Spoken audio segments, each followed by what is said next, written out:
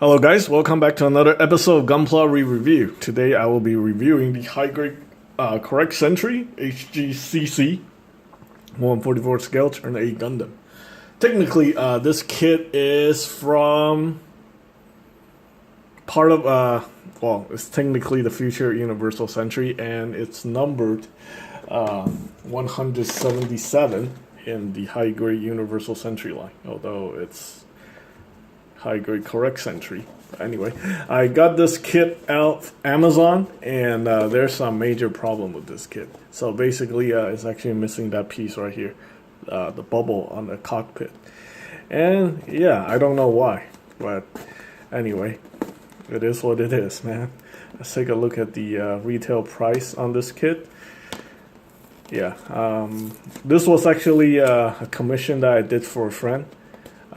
Steve and Eric for their stop motion channel, but unfortunately, due to the missing part, they weren't able to use this kit in their stop motion. So wow, looks like it's 1,400 yen.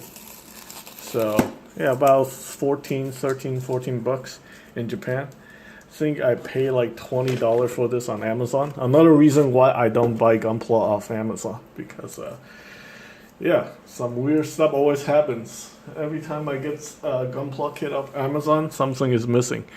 So yeah, it's Amazon's definitely not a good place to buy your Gunpla. I would recommend going with local hobby shops, or more reputable online stores, stuff like that. Anyway, let's go ahead and take a look at the instruction manual. It's a very interesting kit. Now, some parts you do have to paint, but unfortunately, I did not put in too much effort in building this kit because I was very frustrated by the fact that it's missing parts. So yeah, that was immediately like a deal breaker when it comes to this kit. I really regret getting this thing from Amazon, and I have not bought a single Gunpla kit off Amazon since this kit. So yeah, it's no reason why I boycott Amazon. So anyway, we have these parts for the chest and the back. Basically, supposedly these are nuclear missiles, and you're supposed to paint those parts in gray. So let's go ahead and take a look at that. Let's take a look at the Turn 8 first. It's a very nice looking kit, actually. I think Bandai did a really good job with color separation for the most part. I mean, these parts you still have to paint. It would be nice if they give us a separate piece to go in here to cover up those ports for the missile, but it's not terrible. And let's see, I might need the instruction manual to see how to oh, okay, so it's actually pretty simple, I think, to get these parts removed, supposedly.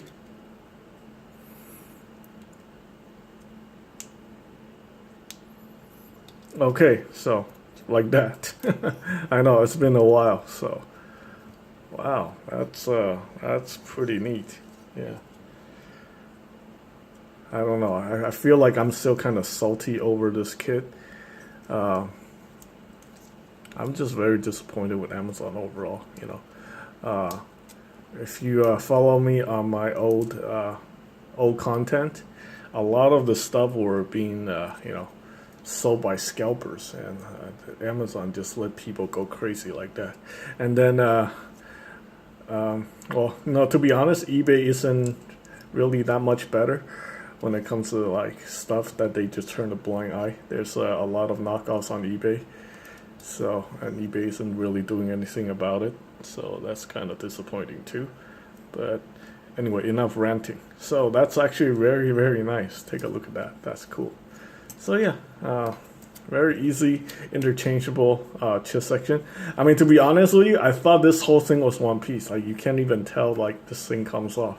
So that's a very, very good job with designing those parts.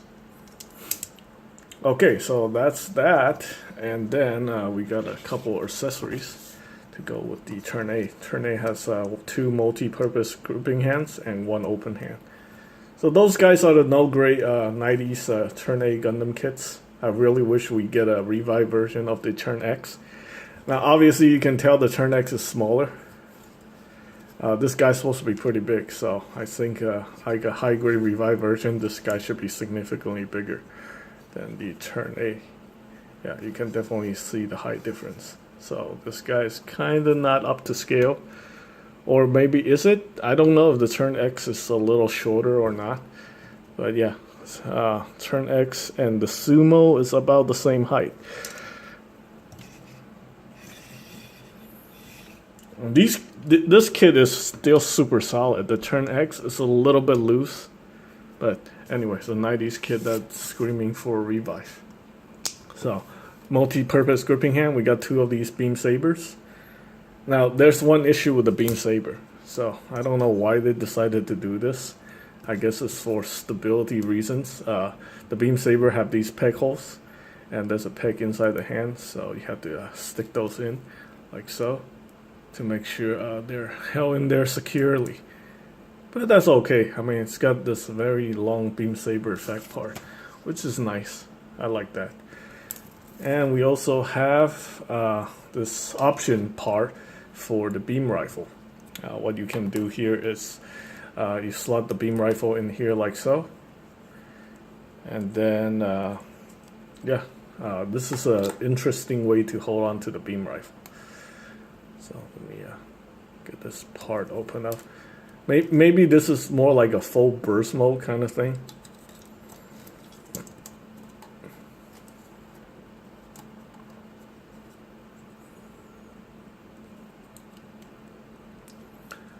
So let me get this part in there properly. Get the hand to connect properly first. It's a little bit tricky to do on camera, but yeah, I can do it. The problem is that, you know, this peg does get in the way, so it can be a little bit annoying sometimes.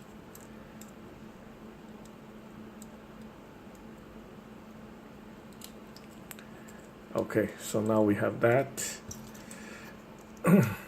And this time it utilizes the open hand. Okay, anyway, the joints are very stiff on this kit. It's probably because I never seen any action. It just got built, and then my friend's like, oh, it's missing that part. Well, trying to get a replacement.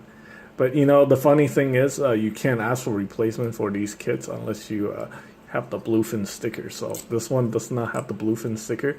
I don't know where the kit came from. Obviously it's from Amazon, so someone somewhere were importing these without bluefin's authorization, I guess. So no replacement parts, unfortunately. So there we go. This is how it hold on to it in the full burst mode, I guess. That's how it looked like in the manual, so yeah. I think that's okay. If it does it in the movie or in the anime series, I think at least it works. Looks like he's trying to play guitar or something. Okay, anyway. Yeah, that peg really does get in the way. I don't know why, but that's a little unfortunate. But for the beam rifle mode, I think it's okay. Because the beam rifle mode does actually have that peg hole. So the hand connects it in, you know, properly like that. And we'll connect this piece back here, so like that. There we go. Yeah. Now these parts are full stickers, so that's a little bit unfortunate. Yeah, no color separation, just full sticker. Another full sticker over here. And to be honest with you, I think the beam rifle it's a little weak. You know, consider you know, full stickers, and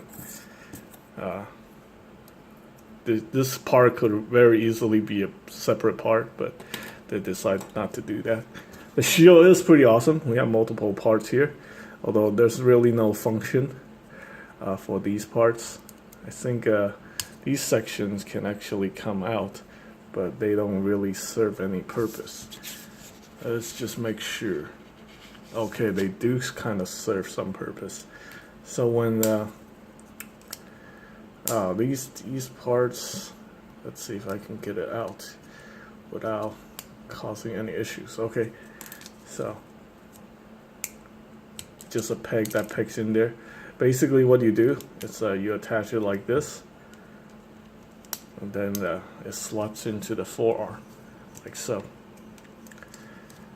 So it's just more secure, you know, like a more secure connection for the shield.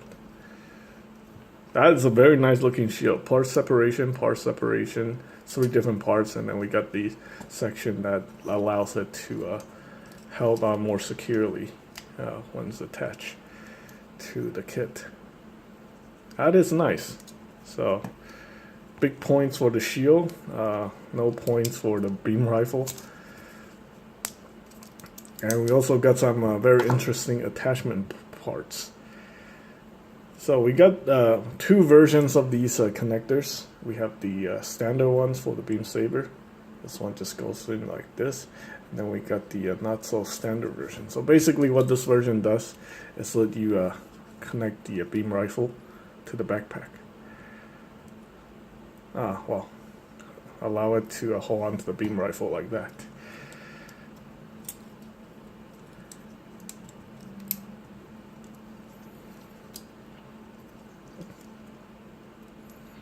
I mean, it's really nothing to write home about. I mean, it's cool that it has that.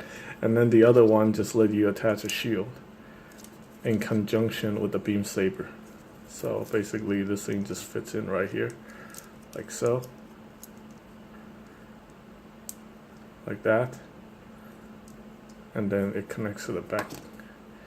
Yeah, I know, it's not really that special. I prefer just the standard version for the beam saber handles. Yeah, grab this one, stick it here.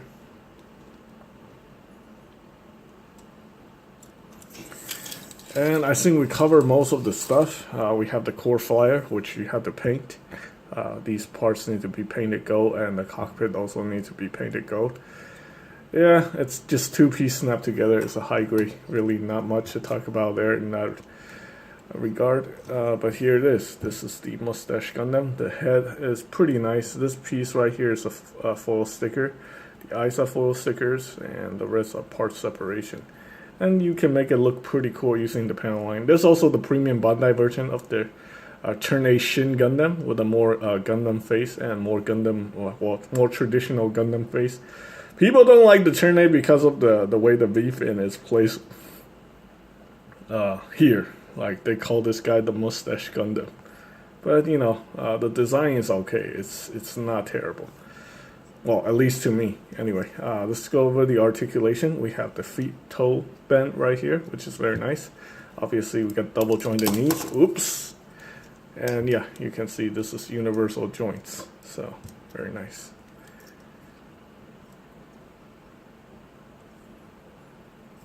Like that. And you also have a pivot for the hip section right there. This piece can open up. This is where the action-based connector port is. And we have front skirts I can lift up. This is obviously the cockpit area, missing the bubble right there. The cover for the cockpit, unfortunately. We got these side skirts I can articulate. It's actually a ball joint. And this kit uses white polycaps. Can see that, the white polycap parts. Very interesting. It's very rare that you see white colored polycaps. And obviously we got the waist articulation right there. I think it's a ball joint. Yeah. It's once again white polycaps. That's very interesting. Okay, it's a very tight fit right there, but you can get it to act as a ab crunch right there. And the arms are a very unique system. So basically we got these back armor parts that are actually attached to the backpack. So this section is not actually part of the shoulder. The shoulder armor is a separate piece. It's just sandwiched between the peg on the shoulder and the bicep section right there. So, and you do have a butterfly movement, so that's pretty nice. And let's see, we don't have the bicep swivel, we have the elbow swivel on this kit. And we don't have a double jointed elbow, we just have a single bent elbow. Now this joint is very tight. Okay, why is it keep coming apart? I need to push this in properly, I guess. Okay, and hands on the ball joint. The head, I think it's a double ball joint. Yeah, you can see it's a double ball joint with the white polycap part.